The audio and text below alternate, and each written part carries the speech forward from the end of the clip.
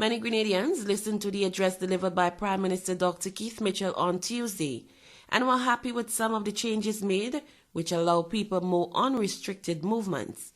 While maintaining that this government will not move to legislate mandatory vaccination, the Prime Minister maintained that this is the key to getting back to a state of normalcy.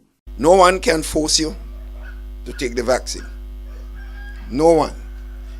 I said before, I will not support any law that compels people to vaccinate. That's my philosophical position. Some countries are doing it. Comes and say if you ain't get vaccine, you can't get this, and you can't. I'm not in that.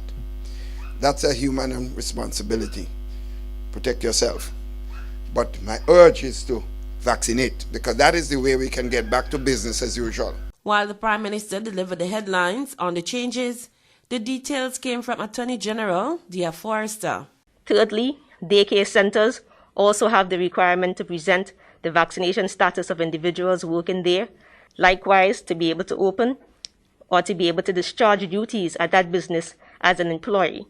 There is a further requirement for daycare centers, that is, individuals dropping off and picking up infants must also present their vaccination status to be able to attend or access the daycare centers. The same statute now applies to senior citizens' home.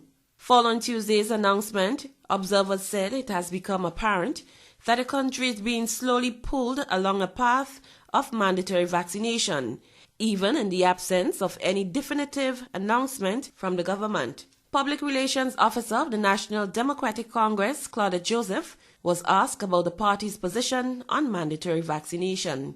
I wouldn't want to venture an NDC position on that.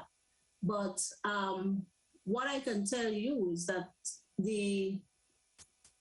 people have a right to decide what goes into their body, and they have a choice to make.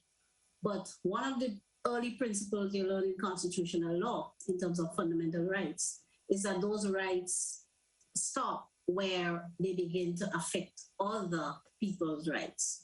So with rights come responsibilities. Many countries around the world are witnessing a higher level of vaccine hesitancy. In Antigua and Barbuda, Prime Minister Gaston Brown implemented a mandatory vaccination policy effective Monday of this week. Just yesterday, my cabinet took a decision that all public servants must get vaccinated or get tested at least twice monthly. Otherwise, you will not be eligible to enter into the workplace. And if you don't come to work, you cannot justify getting paid. And if you don't come to work after a period of time and you abandon your job, you lose your employment. And for those in Grenada who believe that without a legal mandate to force vaccination, there can be no legal penalties for breaching the regulations, Attorney General Dia Forrester says, yes, there will be checks that are going to be done by the Chief Medical Officer and his team in relation to those establishments to be able to confirm that they are indeed complying with the regulations. And if there is non-compliance, there is provision within the regulations for penalties to be attached. For instance, if a business is non-compliant, they may be closed for up to 7 days. Likewise, if an individual is non-compliant, you can, of course, be charged in the regular scheme that the regulations have provided for traditionally. Mandates or no mandate, the debate rages. Cherry and Blackman Stephen, GBN News.